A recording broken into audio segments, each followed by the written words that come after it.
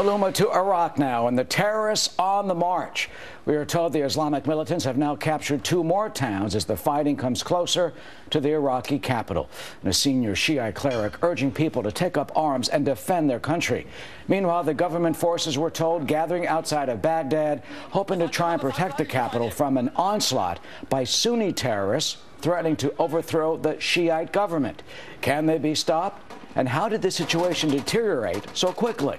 Phil Mudd is a former deputy director of the CIA's Counter-Terrorist Center and author of the book Takedown: Inside the Hunt for Al-Qaeda. Phil, what went wrong and how did this happen so quickly?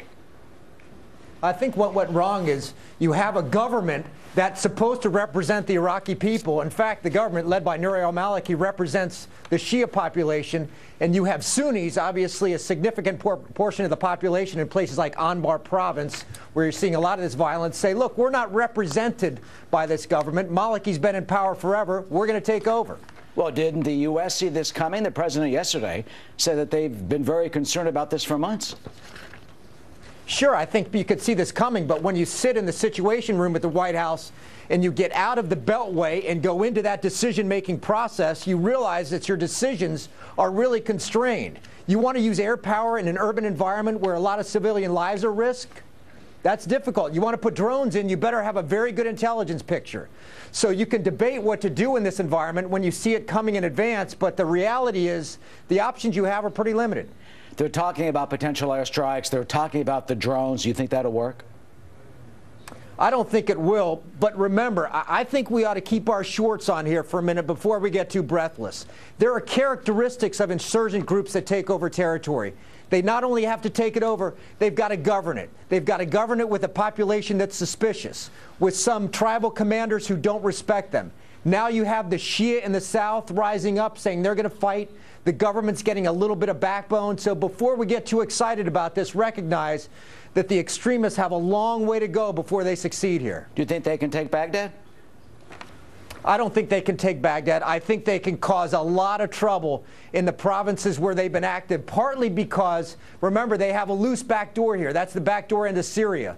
So when when the heat gets turned up, they have a place to go. I think this fight will go on for a long time, but I think the ebbs and flows will be something we'll be talking about sort of over days and weeks, because the ebbs and flows are going to be very rapidly changing. Well, you talk about ebbs and flows. Look what's happening to Assad and look what's happening to the militants in Syria. What do you think will happen in Iraq? What is the future of that country? Can they be beaten back?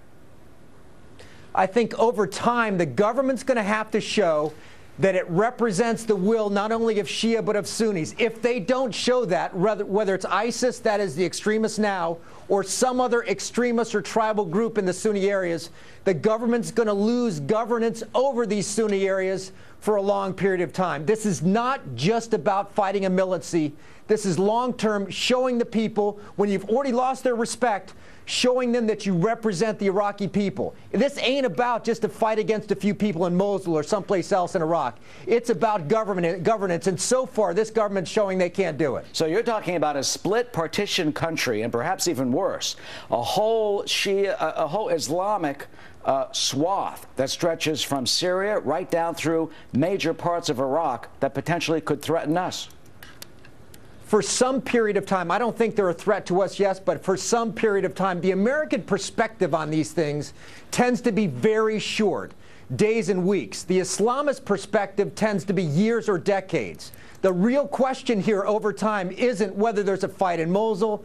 It isn't whether there's a fight in Baghdad. It's whether when the extremists take power, they make the same mistake that extremists have made in Egypt, in Algeria, in Somalia, in Yemen, and that is once they take power, can they govern using compromise, or are they going to start cutting people's heads off?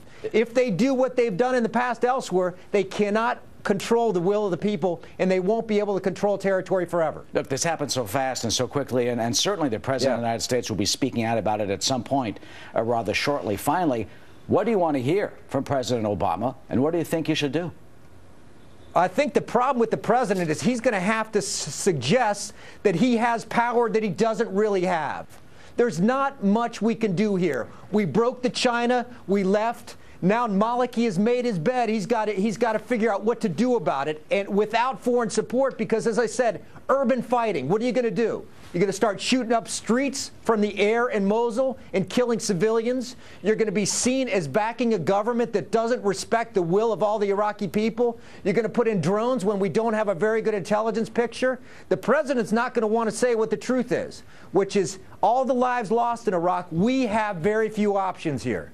And that, to the American people, perhaps really strikes at the very core and the heart and the soul that is right. of this country after, as you said, all the lives lost and all the American blood that was spilled.